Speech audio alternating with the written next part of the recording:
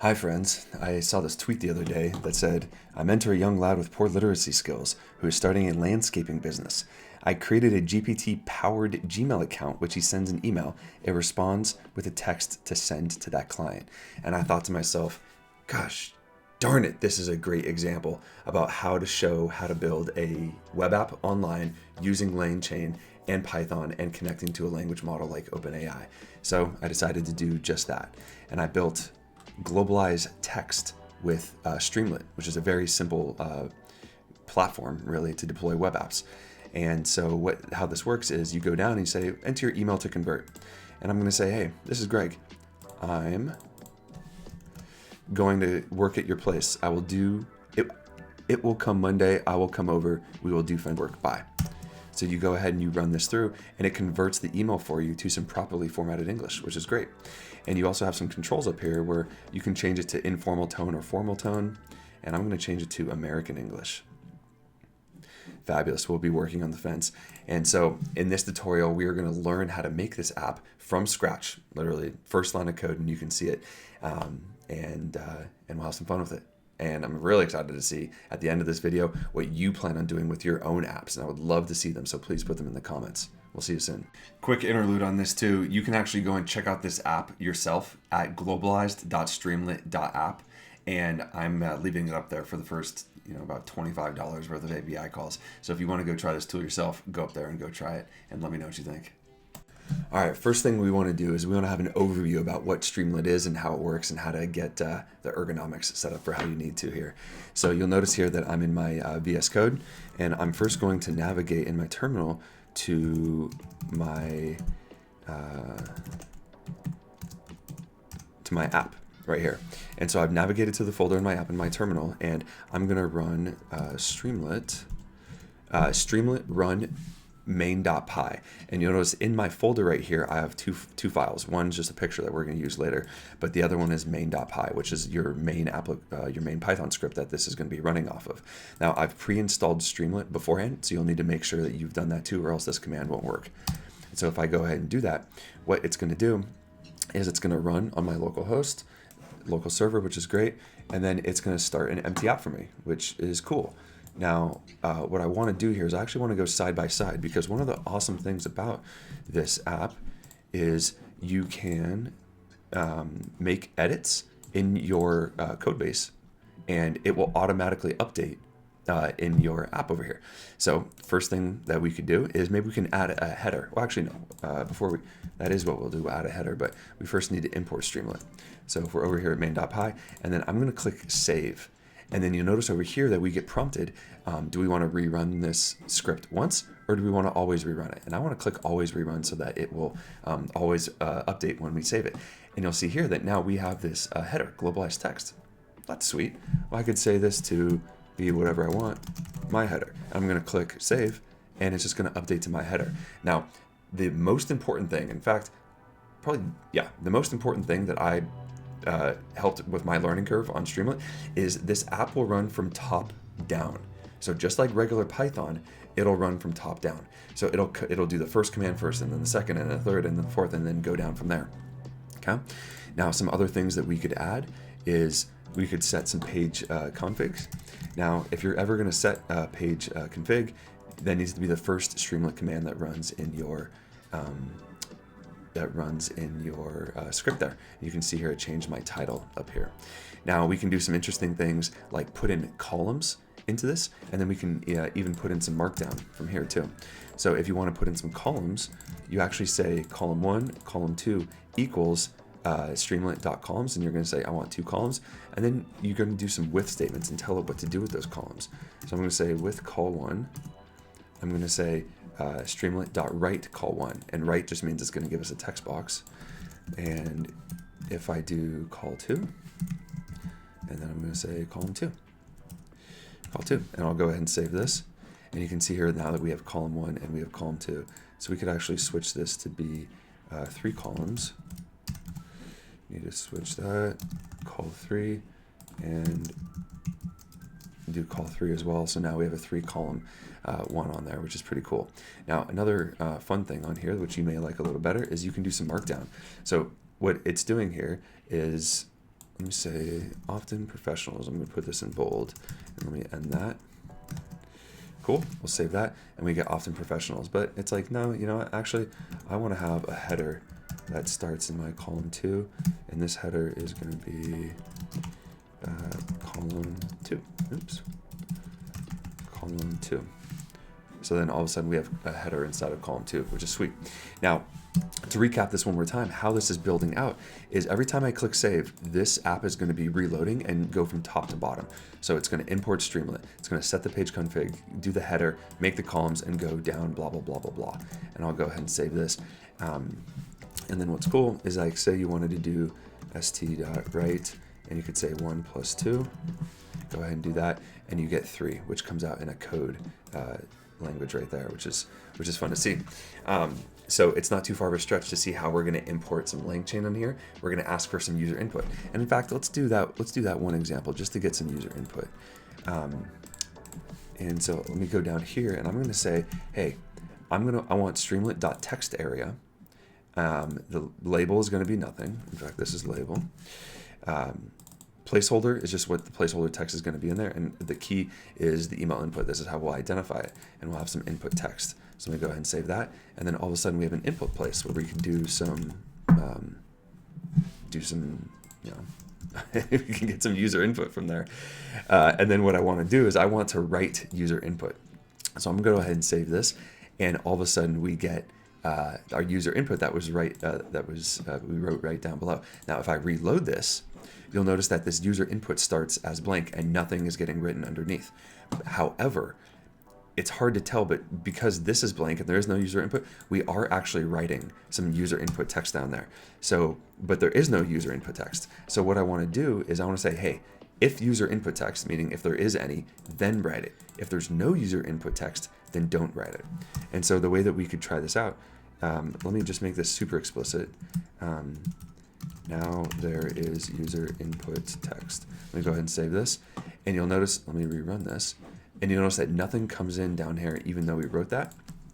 But if I put this is user input text and I run that, then it says, oh, now there is user input text because it reran. And anytime you update anything on the page, it's going to rerun from start to finish. So we have our user input text there.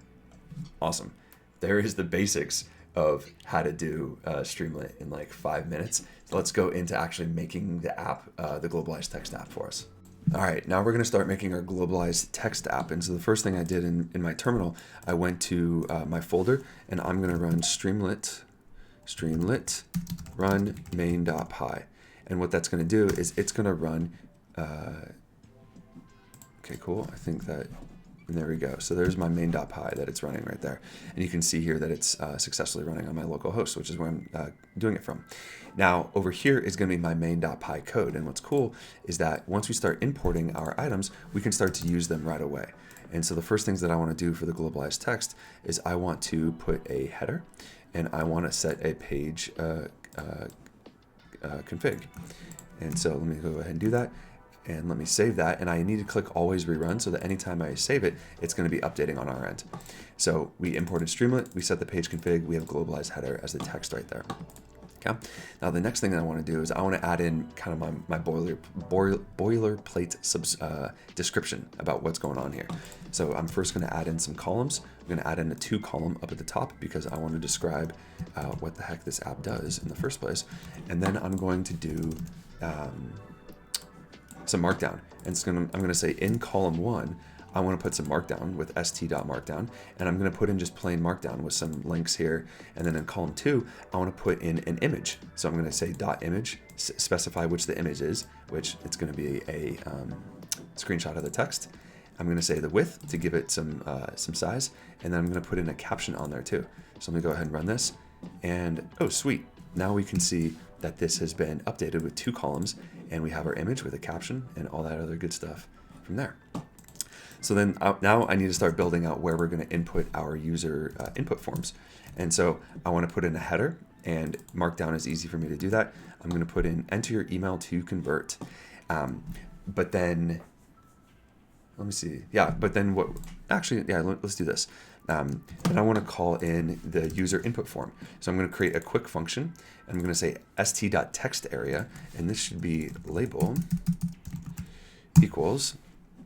I'm not going to give it a label because I'd rather deal with that in Markdown. I'm going to say a placeholder, which is the input text or the placeholder text that will be in the first place, and then the key, which is email input if we end up using that later. And then so what's cool is that this email input variable will be the output of getText, which will be the text that was input by the user.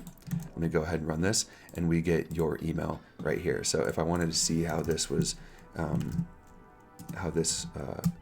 written, let me do st.write. And then I'm going to take the email input and write that. And so let me go ahead and say that. Let me click here. This is my email input. And I'll go ahead and control enter that. And we get this is my email input right here. Awesome. So let me do my next my next header, which is going to be where our converted email is going to go.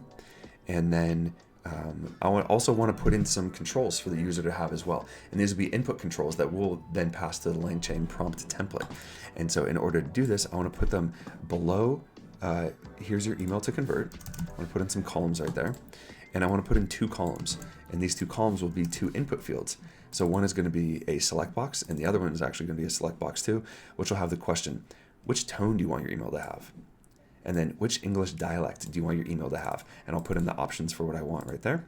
I'll go ahead and save this. And then all of a sudden we get those in there right here, and they're drop downs, which is super cool. Now the piece that I want to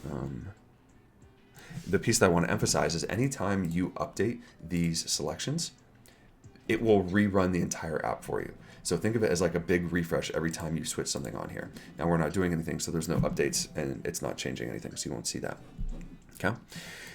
So then what I'd like to do next is let's put our output here. So what I want to do is if email input, so that means that if this variable is present. Now when you first load the page, there is no user input, so this email will be basically null. And so this piece of code, whatever I run below here, isn't going to run because it's null. I go if email input, and then I just want to write the email input.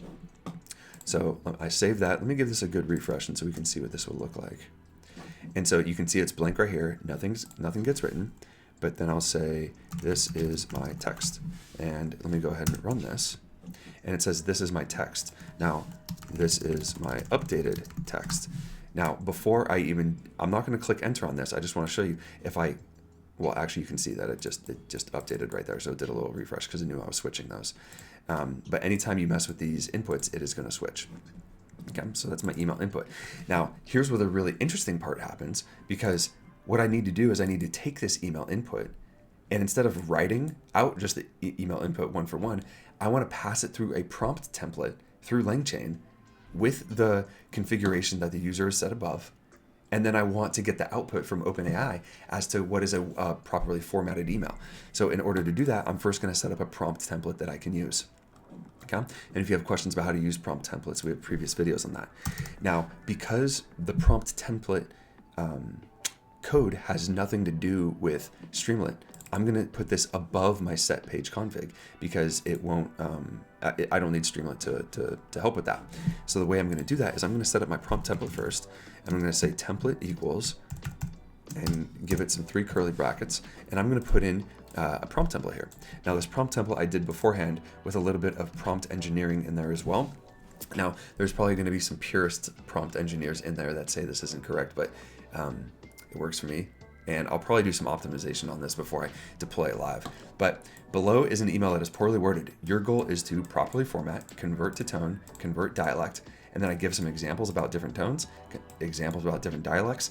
I just pulled up what are American words and what are British words online, which helped it here. And then below is the email, tone, and dialect. So I did tone, and then a token for what my tone eventually will be from the user, dialect, and email, and then finally your response and colon. Now these are special tokens right here because this will be replaced with the text that we get from users and the selections that they made. Okay. Now let's actually make our proper prompt template. That so far is just a string. And with that, I'm going to say prompt template equals prompt template, and this tells me that I need to input or import prompt template. Cool. I'm going to say the input variables are going to be tone, dialect, and email. And then I'm going to pass it the template right here.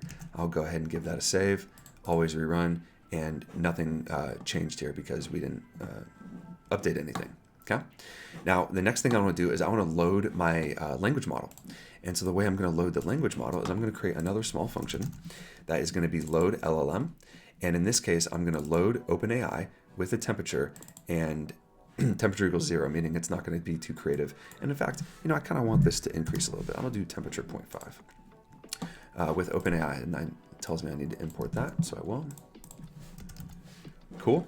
And then it's going to load LLM, and it's going to load that up for me. Now, this is going to throw me an error because it's going to say it can't find my API key, which, yep, that's expected. You can't find your open API key.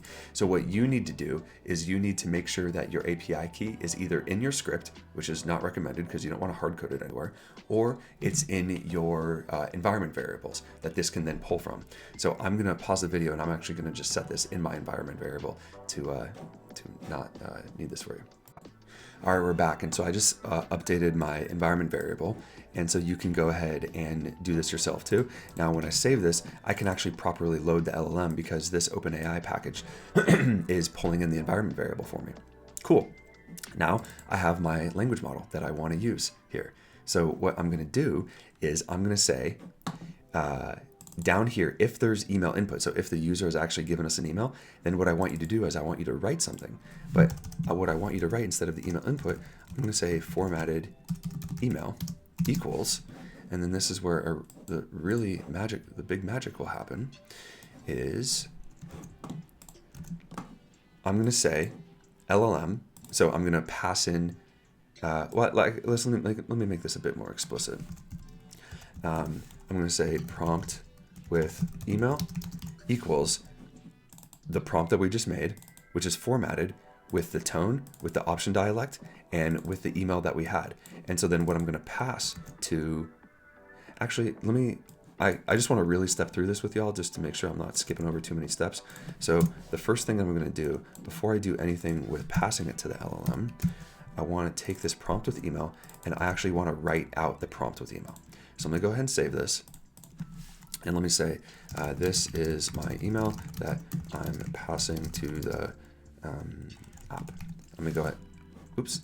And then so what it's doing here is it's giving us the prompt because I just asked it to print out the prompt. So this whole thing will actually get sent over to OpenAI. And so you can see here that we get the tone is formal, the dialect is English because that's what the settings are up here. And this is my email that I'm going to be passing to the app. And then we go from there, and then your response. So we're going to pass this to OpenAI, and it's going to give us the response here. And the way we're actually going to do that is we're going to pass in our prompt, which is this thing right here, and we're going to pass that into the language model. And then we're going to get the properly formatted email as the response. So in order to update this, I'm just going to write that properly formatted email. Let me go ahead and run this. I'll save that, always rerun. And so here it tries to give us an email, which is really cool because this doesn't even look like an email in the first place. But let's do that better example that I was mentioning beforehand, which is, I seem to have it. If anybody knows how to fix this pixelation problem with OBS, I would love to know. Hey, this is Greg, and I'm going to work at your place. It will be Monday when I come over. We will do fence work. Bye. And go ahead and run this, and cool. It takes this email and it does the properly formatted email. Let me do British English, and we get a little different in the kind regards and carry out fence work. I mean, that's our app, and so you can see how we did this and made this entire app in 79 lines of code, which really there's nothing too crazy here. That it's overly complex. So in the next section, what we're going to do is we're actually going to deploy this. All right, next thing we're going to do is we're going to push to our remote repository. I added 2 more files in here. One is just a README, and then the other one is a requirements so that Streamlit knows how to do the build. So in order to do this, head over to GitHub, click New. I'm going to do Globalize text Streamlit.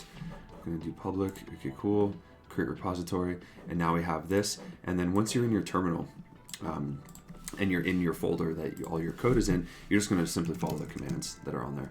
So I'm going to get init, get add, I'm going to add everything. I'm going to get commit, first commit, cool, all that is there, and then get branch main, and then I'm going to copy and paste that one. Copy and paste that one, get remote, okay, cool, and then get push u origin main. It's going to ask for my passcode. I'm going to do that. Awesome. So all of a sudden we just push to it, and if I give this a reload, we can see that our code is there right now. So let's head over to Streamlit and deploy this thing. So let's go to streamlit.io. Okay, cool. I'm going to sign in. Let's get the mic closer here. All right, so I already logged in and haven't done anything special here. This is the example app that I was doing beforehand, but I'm going to click New App, and it's going to ask me, where do you want to pull it from? And here is the repo that I just made, Globalize Text Streamlit. I'm going to go ahead and do that one, main branch, and the main file path is not streamlit.app, it's going to be main.py. Let's see what advanced settings here. So you actually do want to set your environment variables, because remember we use the OpenAI API key as the environment variable. I'm going to go ahead and do that. All right, just set the environment variable, and it's simple as we're going to go ahead and say go deploy. So let's see what this will do for us. It'll take our app and it's going to load it up and deploy it for us. And the app is in the oven. Sweet. That sounds good. Sweet. Now it has our app. And you notice that's kind of going off of a gross URL here. But if I click the GitHub, you can see where it's pulling from, which is our new repo that we just did.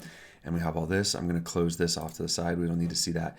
And we have our piece here. So if we're going to do this again, let me take my text that I had previously, and let's see if we can make this work. Hopefully the environment variable works. That is freaking awesome. That's so cool to see. And yes, that's working as expected right there. Now, if you wanted to do a custom URL here, I believe you're going to go to settings. No, you're not going to go to settings. Your apps. I'm going to go back here, and I'm going to have the Streamlit one. I'm going to say the settings on this app page, and here we go. So I want to call this